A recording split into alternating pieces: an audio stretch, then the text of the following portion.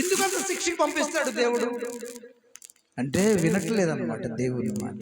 నేను అదే అర్థం చేసుకున్నా. మణిపూర్ రాష్ట్రం ఇంత రావణ కష్టంగా మారింది, కారణం ఏంటి ప్రభు అంటే నాకు అర్థమైంది. ఇశ్రాయేలు పాలు తేనెలు ప్రవహించే దేశం ఇచ్చిన తర్వాత దేవుని మరిచారు, దేవుని విడిచారు, విగ్రహాలు చేస్తున్నారు, భయంకరమైన పాపాలకు లోబులుగా మార్చబడ్డారు. కాబట్టి మరలా ఫిలిస్తీన్ల చేత కొట్టించాడు దేవుడు, హతమార్చాడు. మరలా క్షమించమని ఆయన వైపు తిరిగినప్పుడు మరలా వారిని కరుణించి వారికి న్యాయాధిపతులను ఇచ్చి మరలా వారిని విడిపించాడు. మరలా దేవునికి దూరం అయ్యారు.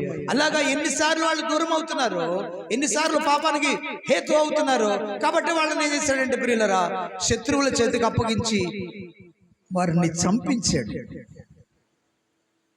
ఈ రోజున భారతదేశం కూడా అదే గతిలో ఉంది.